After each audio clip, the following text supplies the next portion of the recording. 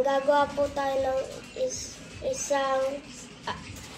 another science experiment gamit ang white vinegar at acid as a base. Yung baking soda nilagay sa lobo. Tapos titingnan po natin kung ano resulta.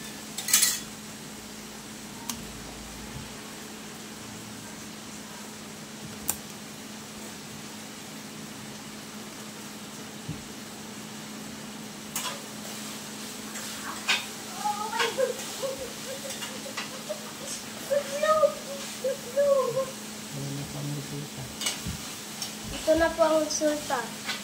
Kailangan po natin ng baking soda, Sprite at sabon. Titignan natin yung resulta.